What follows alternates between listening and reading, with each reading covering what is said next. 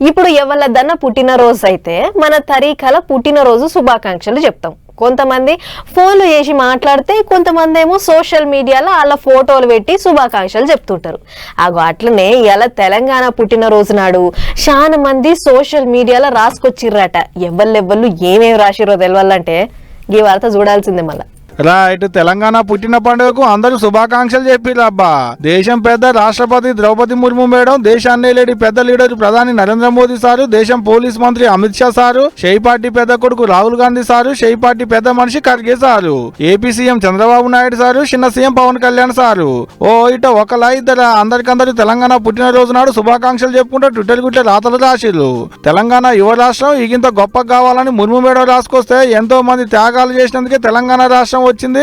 రాష్ట్రం ఇగింత గొప్ప కావాలని తెలుగులో రాసుకొచ్చిండు ప్రధాని మోదీ సారు. తెలంగాణలోది గొప్ప సంస్కృతి, మస్తు కష్టపడుతుంటారు. భారతదేశ జాతి సాంస్కృతిక పటంలో తెలంగాణ ఎలిగిపోవాలని కోరుకుంటున్నా అనేది అమిత్ షా సార్ రాసిన రాతలు. 12 ఏళ్ల కింద రాష్ట్రాన్ని ఇచ్చింది షై పార్టీ. తెలంగాణ పబ్లిక్ ఆశలకు కళలకు ఒక రూపాన్ని ఇచ్చింది అప్పటి ప్రధాని మన్మోహన్ సింగ్ సారు, సోనియా గాంధీలే అన్నట్టు రాహుల్ గాంధీ సారు ట్విట్టర్ గుట్టే రాతలు రాసిండు.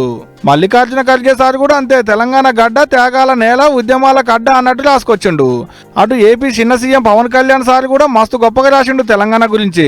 నా ఉద్యమానికి పునాది తెలంగాణ, జనసేన పార్టీకి జన్మనిచ్చిన నేల, నాకు పునర్జన్మనిచ్చిన నేల, నాలో ఉద్యమ స్ఫూర్తిని నింపిన నేల అని రాసుకుంటూనే 3.5 కోట్ల జనాల ఆశలు ఆకాంక్షలు ఏండ్ల కమానంకెంచి చేసిన పోరాటాలతోని అమరవీరుల బలిదానాలతోని ఏర్పడిన రాష్ట్రం తెలంగాణ అని ట్విట్టర్ గుట్టే రాసుకొచ్చిండు అన్నట్టు.